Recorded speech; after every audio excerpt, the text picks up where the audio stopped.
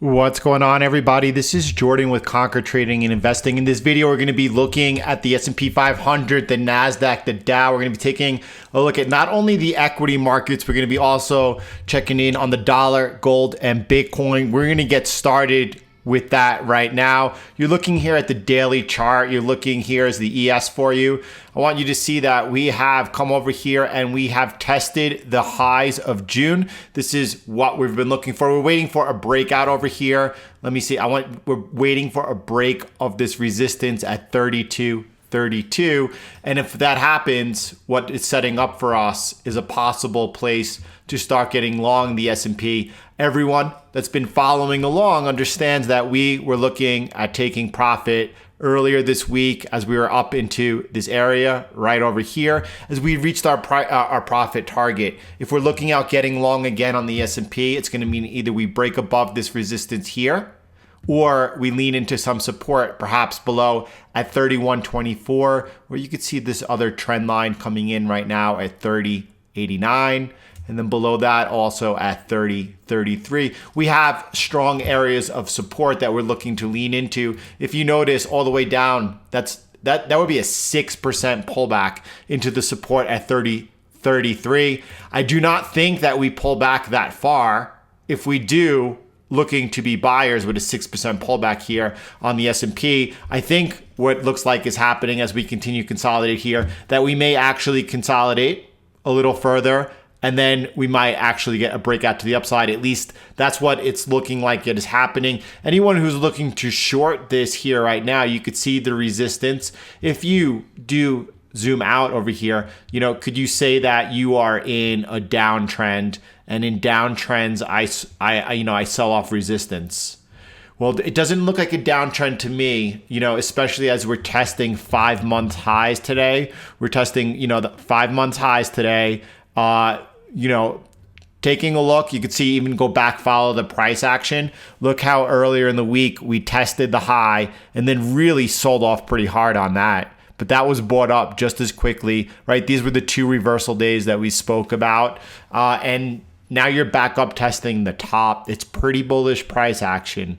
A lot of people are very sketchy. They're looking for the downside because it doesn't make sense to them. They understand the situation of the economy. They understand what the economy looks like just even going out 1 or 2 months from now, and it doesn't add up. They keep trying to sell the market. That's not the direction the market's going. The market's going up. Just buy off supports. It's much easier than trying to pick the top. We looked at some important levels on the way down, including that 30.33 level. And if we were to break below that level, the first alert would be a break of this trend line over here. You could see it's a weirder looking blue, a different looking blue. A break below that trend line, that, because we almost broke down over here, that was quickly brought up. Right? If we do break down and that is an impulse to the downside, that's something that we're going to be interested in being a part of, because there's no telling how far it could go if that happens, right? Everything could change really quick and all of a sudden the reality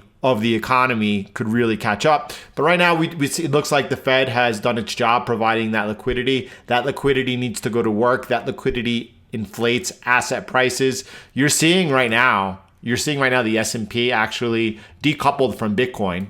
I said we're going to talk about Bitcoin. When I say that, if you go back to the beginning of May, Bitcoin was trading, right where it is now, within a few $100s. If you go back to the S&P at the beginning of May, right, and the S&P is up, a lot. Clearly decoupled from Bitcoin. It doesn't only work on the downside. In a crisis, everything's going to be correlated. We're not in a crisis right now, not to say one could not come back, but we're not in a crisis looking to buy off that support. Let's look at the Dow, which led yesterday. Today was the S&P leading, NASDAQ again lagging. I like that though. You could see that the Dow is still off of its June highs, right? The NASDAQ, which is not only taken out its June highs, it's trading at new all-time highs, right? Versus the Dow and the NASDAQ the last few days has been lagging, which is good because you're seeing a rotation out of tech into other areas. You could see that coming in to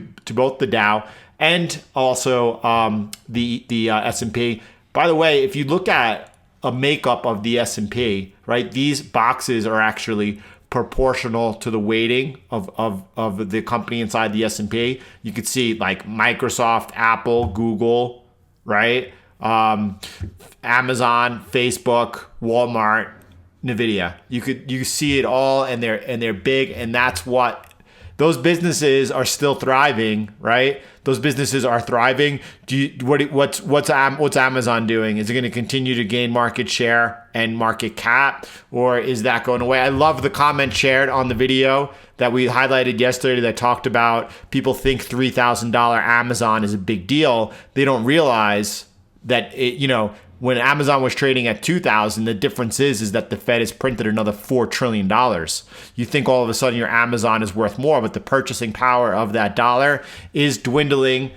So what happens if Tesla gets added to this? Financials, by the way, here you have financials, and you have, I don't really know who's in here because all of you know I don't follow financials, but if you have like Wells Fargo, JP Morgan, you have Bank of America, MetLife, whatever makes up Goldman Sachs, whatever makes up the financials, do you think it's going to look more like in the future, like a few years from now, maybe this is going to be a big square and it's going to be Square, as in the company Square, right? Because that's really where finance is headed. Or is it going to be something like Facebook, which, you see Facebook over here in communication services, but is Libra going to be launched? And then will Facebook be taking up a large share in financials? Old school financials, one of the most corrupt sectors and institutions that's ever been around. Is that being replaced? That looks like it to me. And Tesla. All right, I mentioned Tesla. What happens if Tesla is added to this? I don't know where we're looking here at any type of car makers. I don't see them. I don't see Ford or anything like that here. So if it is, though, you can picture another big square here because they have a big market cap and it continues to grow, right? So again, the weighting is often changed here on the S&P 500, those companies that are gaining in market share, those companies that are profitable, being heavily weighted, and those companies that aren't cutting it anymore, they're removed from the index, right? And they're replaced. So it's an ultimate trend following instrument, the S&P 500. Here you're looking a record 77% of the S&P index are paying higher dividends than treasuries, as you all know. There's even talk of treasury rates going negative in the U.S. as a possibility. So you're finding that there are stocks that are paying, higher dividends. Interesting, right? As you see that flow, what are we going to see as the economy continues to deteriorate? Is it possible that we see the stock market continue to rise as it did in Venezuela, Zimbabwe, Germany? Is that what we're looking at right now? No, that's not what we're looking at. Probably what we're going to be looking at in the United States is that the worst is behind it. And from here on in, we're going to see growth. And it doesn't matter that we're not back to pre-pandemic levels yet. It just matters that we're headed in that direction. That's really what matters. Until the Fed starts taking money away, which they can't do. The Fed can't exit. It took them last time when they started QE in December of 2008. It actually took them a total of 10 years before they started trying to pull liquidity. That lasted a short while. The last tightening they did in 2018 December, that was their mistake. From then on in, we've now been easing. Could they tighten again? So what are we looking at? We're looking at further liquidity injections. What will cause the next one? Does the markets have to crash for the Fed to go ahead and inject money at this point? That's a question. If you look back at 2008 when the Fed started QE, you could see they started strong, peeled off, and then started going back in, months later. Is that more likely is what is ahead this time around? I think so. We are definitely looking at the Treasury sitting on $1.6 trillion of cash getting ready to be put to work before this election. We also have a stimulus bill coming out sometime in August. We'll see as that develops. Biden talking about $2 trillion natural energy, renewable energy push, and then Trump talking about big infrastructure spending. The spending is going to continue. The markets, in my opinion, are going to be following that liquidity. We're looking at the upside we're no longer looking at the upside. We don't have a breakout here right now. As far as how I would trade this right now, because everyone knows that profit reached, got neutral, remained neutral, even though played this out in our head as we came down into that support. You had the fake out in the morning. This was pre-New York. You had this fake out over here and then traded down. And then from there, price went up. And that was, again, another possibility for an entry, but that was not one that I was interested in. I prefer waiting here, waiting to see we get a breakout. This is not it. If we push up over here right now, do you enter after that one down? You know what? Let's see what New York looks like tomorrow. Let's just stay neutral. Let's see what happens during New York tomorrow. We'll look at this together at 9 o'clock a.m. A half hour before the markets open. We go live on YouTube. I will see you. If you made it this far, first of all, thank you. You are awesome. Please do go ahead and smash that like button. It absolutely helps support the channel and get these videos seen.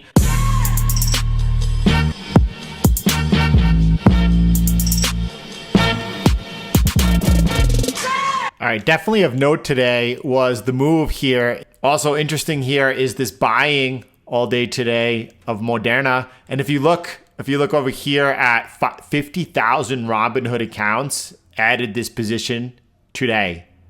That's pretty insane if you think about it. 48,722. Listen, you know what? The Robinhood traders, they're like the new day traders of the .com era. They are chasing momentum. They're looking for it all day, and they pile in like a herd. And I have to say, they keep doing their thing. That's nice to see. The S&P was unable to break crucial support level, right? 3230. And after testing it 4 times intraday, you could see 1, 2, 3, 4 times testing that level today. And why it's such a big level over here, if we go back the June highs over there, you could see all the touches going back to the 2019 close. This was then January and February until we started rolling over here.